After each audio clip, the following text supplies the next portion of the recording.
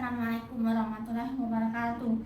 Perkenalkan, nama saya Safa Kamina Putusyak dengan NIM 259075004 dari Prodi Bismillah kita kelas A.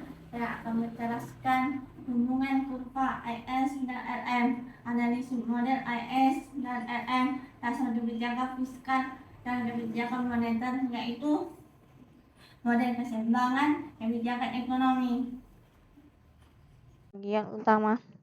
Pertama, hubungan IS-LM dasar. Kedua, dampak kebijakan fiskal melalui pajak. Dan ketiga, skenario kebijakan moneter.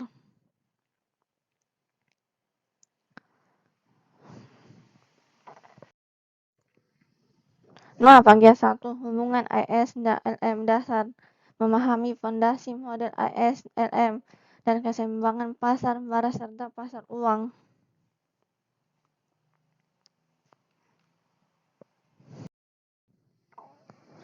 Nah, pertama kurva IS atau investment savings.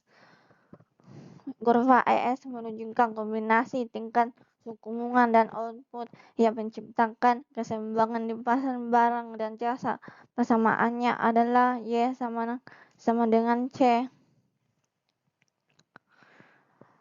tambah G, di mana C adalah konsumsi, I adalah investasi yang dipengaruhi suku bunga, dan G adalah belanja pemerintah. Kurva IS memiliki kemiringan negatif. Mengapa? Karena ketika suku bunga tinggi, biaya pinjaman mahal, sehingga kedua, kurva LM atau liquidity average money supply. Kurva LM menunjukkan keseimbangan di pasar uang berdasarkan teori preferensi likuiditas Keynes. Persamaannya M per P sama dengan L yang dipengaruhi R dan Y.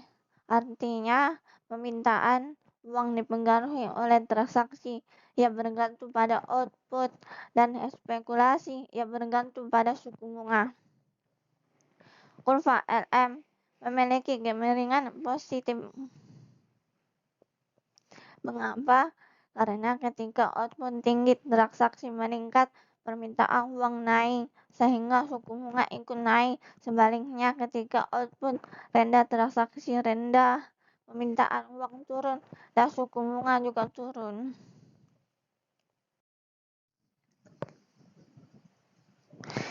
Nah, ketika titik equilibrium IS dan LM, keseimbangan terjadi di titik E, yaitu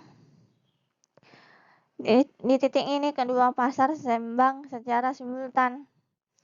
Yang pertama, pasar barang Y sama dengan C plus I plus G. Yang kedua, pasar uang M per P sama dengan L. Output keseimbangan adalah Y bintang, dan suku bunga keseimbangan adalah R bintang. Pada titik ini, ekonomi berada dalam kondisi short run equilibrium, tidak ada tekanan untuk berubah. Nah, bagian kedua, dampak kebijakan fiskal atau pajak.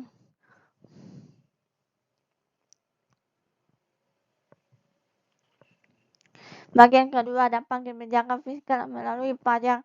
Kebijakan fiskal mempengaruhi kurva IS karena berkaitan dengan pengeluaran pemerintah dan pajak. Lalu, kenaikan pajak terhadap kurva IS.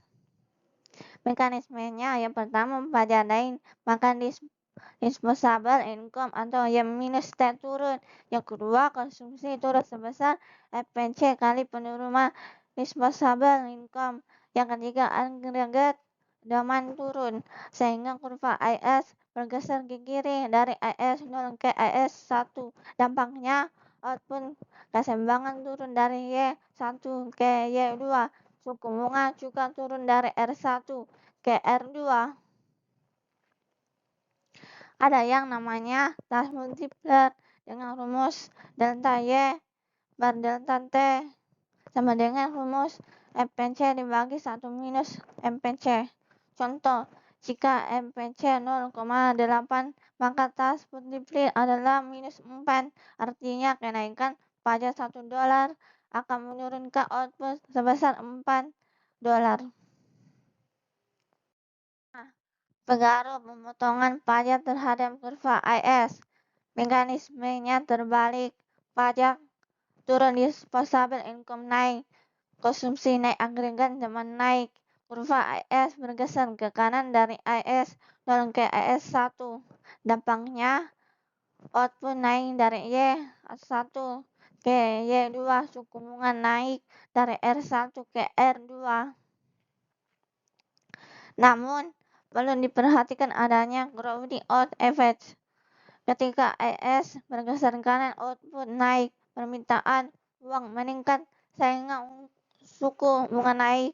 Suku bunga yang tinggi membuat biaya pinjaman mahal dan investasi swasta turun. Akibatnya, efek stimulus fiskal dari pemotongan pajak menjadi berkurang.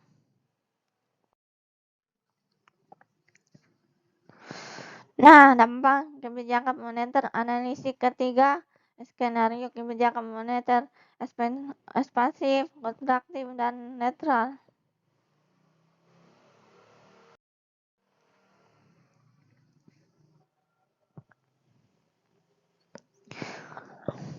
Bank sentral meningkatkan jumlah uang beredar melalui open market operation, yaitu membeli surat berharga. Mekanisme transmisi naik menyebabkan penawaran uang berlebih, suku bunga turun, investasi naik, output naik. Secara grafis kurva LM bergeser ke kanan. Dan dari LM0 ke LM1 dampaknya output naik dari Y1 ke Y2, dari suku bunga turun dari R1 dari R2. Kebijakan ini digunakan saat ekonomi dalam resesi untuk mendorong pertumbuhan. Selanjutnya, kebijakan moneter kontraktif. Bank sentral mengurangi jumlah uang beredar melalui penjualan surat berharga. Mekanismenya terbalik. Yang pertama, M turun, terjadi kekurangan uang. Yang kedua, suku bunga naik. Yang ketiga, investasi turun. Yang keempat, output turun. Secara grafis, kurva LM bergeser ke kiri. Dari LM 0 ke LM1. Dampaknya, output turun dari Y1 ke Y2 dan suku bunga naik dari R1 ke R2. Kebijakan ini digunakan untuk mengendalikan inflasi ketika ekonomi mengalami overheating. Ada trade-off, mengorbankan pertumbuhan output untuk stabilitas harga.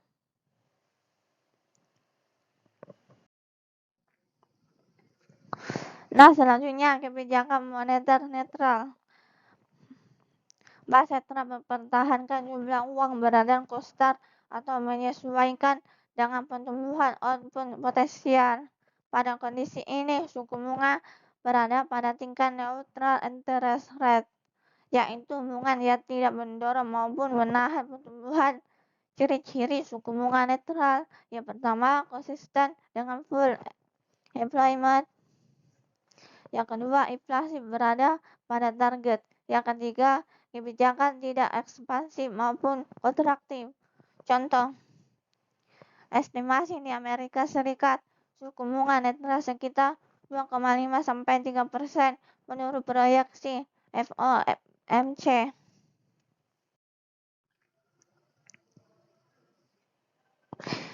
Nah, selanjutnya kesimpulan. Pertama, model IS-LM menyediakan kerangka analisis untuk memahami interaksi antara pasar barang dan pasar uang. Titik perpotongan menentukan keseimbangan output dan suku bunga.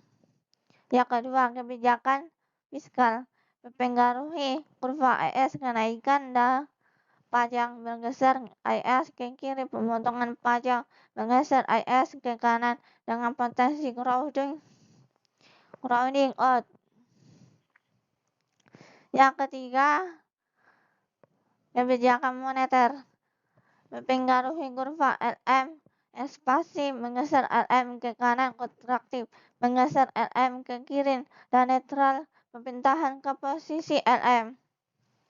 Pemahaman yang ketiga, skenario ini membantu merumuskan respons yang tepat terhadap kondisi ekonomi ekspansif untuk resesi kontraktif, untuk inflasi, dan netral untuk stabilitas.